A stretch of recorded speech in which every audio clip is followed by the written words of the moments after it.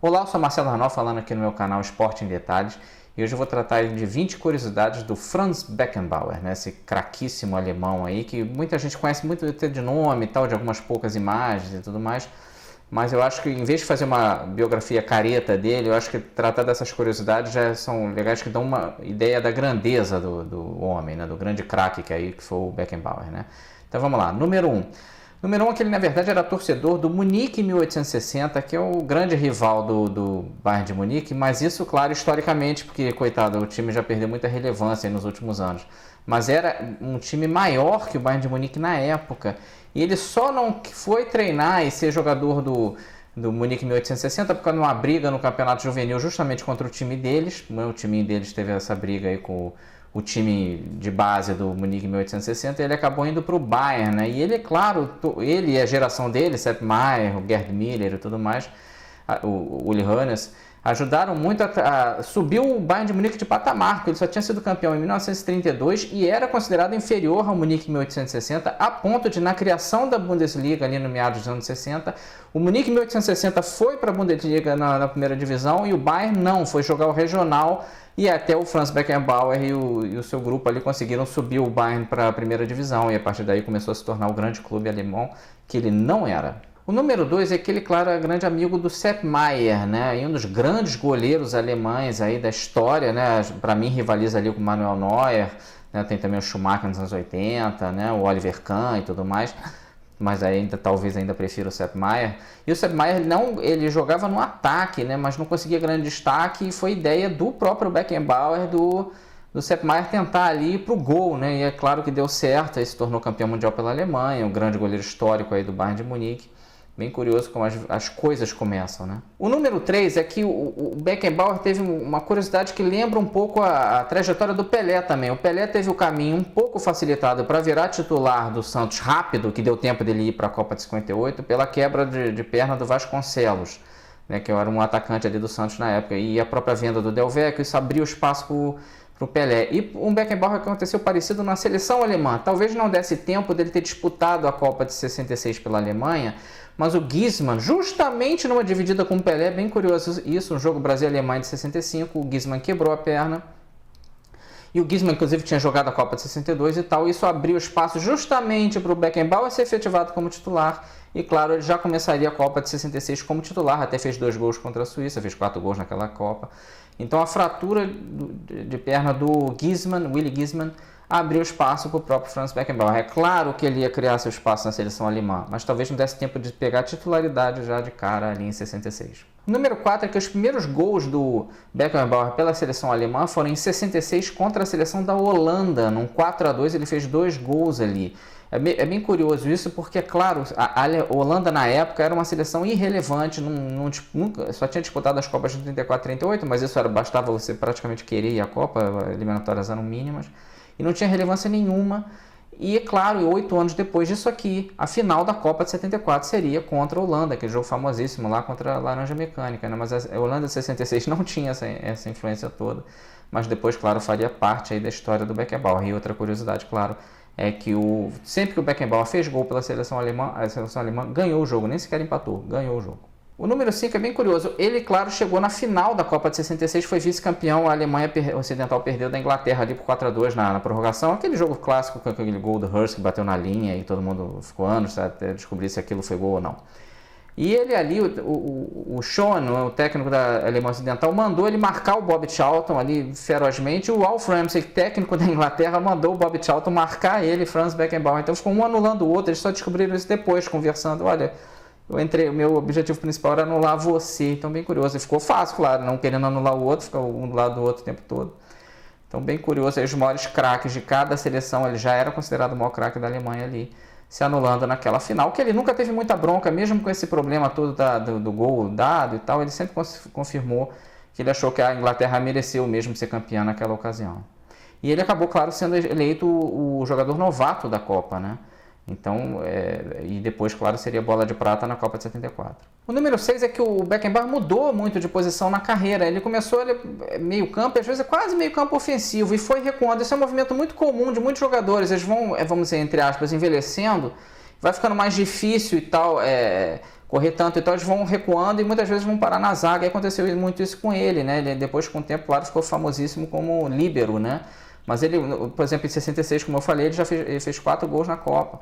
Então ele criava mais gols, mas foi recuando e tal, e claro, sempre mantendo a grandeza, né? Um jogador de muita classe, né? Muita visão de jogo. Você não viu o Beckenbauer dando carrinho, dividida, dando porrada, muito pelo contrário, um jogador muito clássico, muito bem colocado, muito técnico. O número 7 é que ele fez o gol da vitória de 1-0 da Alemanha Ocidental sobre a Inglaterra, logo depois da final da Copa de 66. Foi a primeira vez que a Alemanha ganhou da Inglaterra, nunca tinha ganho, era freguesaça da Inglaterra.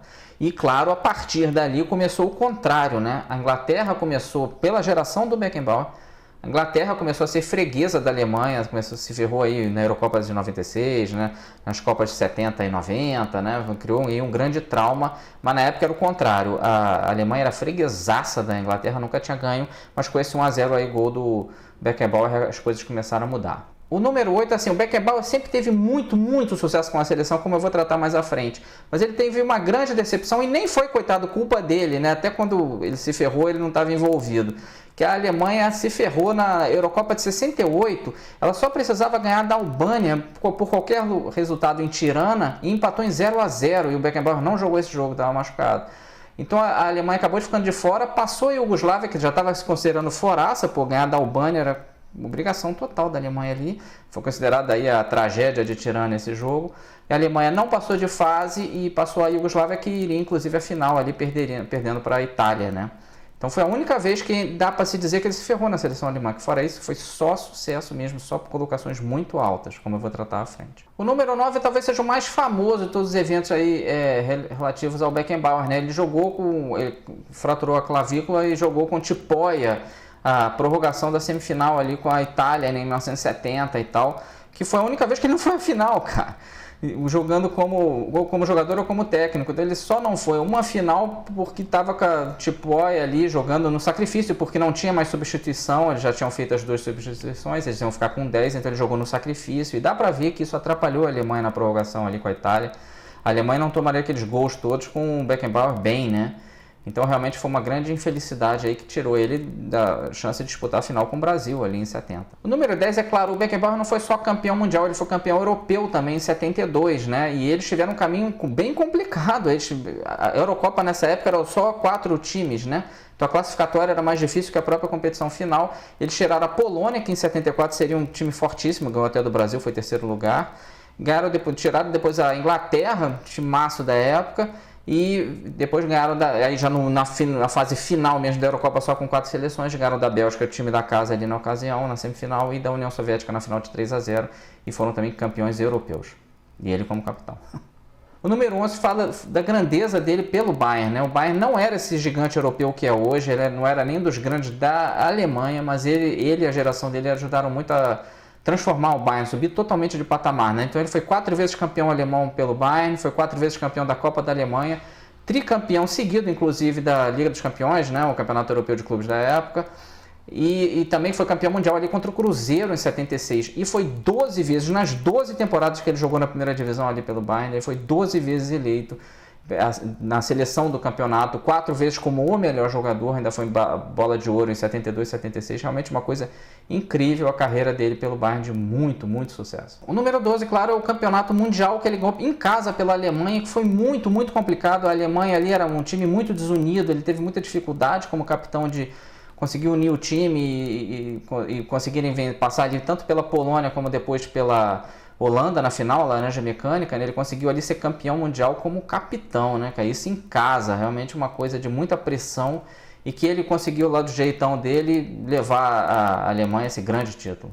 O número 13 é que ele quase repetiu o título europeu ali em 76, então a Alemanha ganhou o europeu de 72, o mundial de 74 e quase foi campeão europeu de novo em 76, eles conseguiram ainda empatar com a Tchecoslováquia no último minuto ali, um gol do Rosenbein, mas foram para os pênaltis, onde eles famosamente perderam até com aquele pênalti cavadinha do Panenka, que criou a escola, aquilo não existia, ninguém tinha batido pênalti daquele jeito.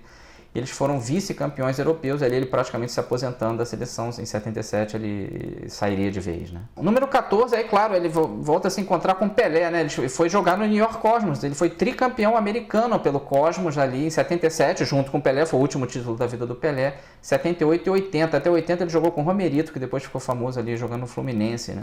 Então ele teve também sucesso, ele teve sucesso em tudo quanto é lugar, cara, impressionante esse cara. Ele ganhou então esse tricampeonato americano, uma fase que o futebol americano estava em ebulição, estava crescendo bastante e tal, depois infelizmente não segurou, e ele até se aposentaria pelo Cosmos, ele depois voltou jogando pelo Hamburgo, mas aí se aposentaria jogando pelo Cosmos em 1983. Ele foi inclusive grande amigo do Pelé, se deram muito bem, ele sempre falou muito bem do nosso rei aqui do futebol. O número 15 eu até já me adiantei, ele jogou quando ele voltou do Cosmos, ele jogou pelo Hamburgo, foi campeão alemão da temporada 81-82, e é bem curioso isso que ele quase, ele podia ter continuado no Hamburgo, depois foi para o Cosmos, né? Então ele podia ter até enfrentado o Grêmio ali, o Hamburgo ganhou o europeu, e jogou, claro, com o Grêmio na final do Mundial, até aquela final que o Renato Gaúcho fez 2 gols e tudo mais. Então ele ajudou a formar aquele Hamburgo que teria grande destaque. Então ele foi campeão nacional também pelo Hamburgo. Nem muita gente lembra que ele jogou por esse clube alemão, mas ele também teve sucesso lá. O número 16 é que ele, mesmo sem experiência nenhuma como técnico, assim que se aposentou, assumiu a seleção alemã de futebol. Saiu ali o Jupp Derwall, não estava dando muito certo.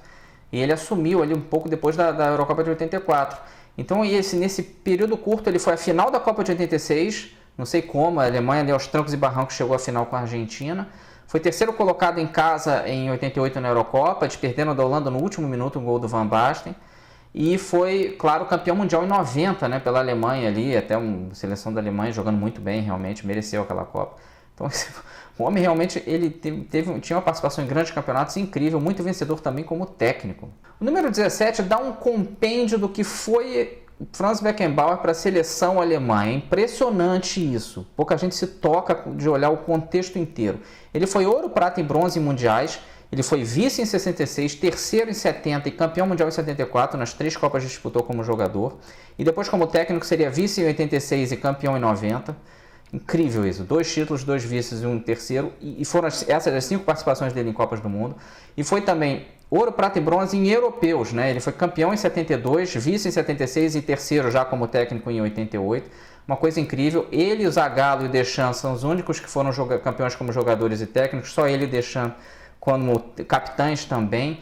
Realmente uma coisa inacreditável, ele é o único, não só campeão mundial como técnico e jogador, como também vice-campeão mundial como técnico e jogador, ele teve as 2 coisas. É incrível, realmente. 5 Copas do Mundo do homem, 4 finais, 2 títulos, só um terceiro lugar, e isso na tal Copa que ele jogou com a fratura na clavícula, senão, não sei não, acho que ele pegava a final em 70 também. O número 18 fala do fim da carreira dele como técnico, aí já de clubes, né? Ele foi campeão em 90 pela Alemanha, saiu da seleção, e treinou um pouco o Olympique de Marseille, foi campeão francês também com a ajuda dele em 90-91, e depois ele pegou o Bayern de Munique até numa fase de baixa. Eles foram campeões alemães na temporada 93-94 e da Copa da UEFA também em 95-96. Então ele pegou o Bayern de uma época que o Bayern estava dando uma patinada, não que tinha descido total de patamar, mas não estava bem e deu uma levantada no clube. O número 19 é que o último título dele, como eu já mencionei, foi na Copa da UEFA de 95-96, onde ele fechou a trinca dele também de competições europeias, né? Aí contando jogador e técnico. Ele tinha ganho a Recopa nos anos 70, 67, 68, o tri seguido dele da Champions pelo Bayern de Munique e aí também a Copa da UEFA como técnico em 95-96. Então ele tem os 3. E ali jogaram contra o Bordeaux do Zidane, bem curioso isso. O Zidane no começo da carreira, também um time tinha o Dugarry, o Luiz Arrazu, e ele com o time dele tinha o Bayern tinha o Matthaus, o Klinsmann, tinha o Kahn, né? Bem estranho, ele meio que um encontro de gerações, né? E ele foi o técnico ali naquela conquista também. O número 20 fala da importância dele não só pelo Bayern, como também pela Alemanha, né? Ele foi presidente do Bayern por 15 anos, de 94 a 2009, e inclusive nesse título aí da Copa da UEFA ele foi meio interino, então ele era técnico e presidente, né? Não dava para brigar com o homem, né? Ele é a lenda total aí do Bayern de Munique, tem um lance legal o Bayern de valorizar muito os jogadores e tudo mais, eles participam muito da diretoria e tudo mais. E depois, claro, ele também foi o presidente do comitê organizador da Copa de 2006 da Alemanha, né? Ele conseguiu ganhar ali, foi até meio complicado ali, deu investigação e tudo mais, mas ele conseguiu trazer a Copa para a Alemanha, foi uma Copa de muito sucesso essa Copa de 2006. Então esse foi Marcelo Ranal falando aqui do Franz Beckenbauer, né? Esse grandíssimo craque. Não sei se você conhece todas essas 20 curiosidades, né? Espero que tenham gostado. Um grande abraço.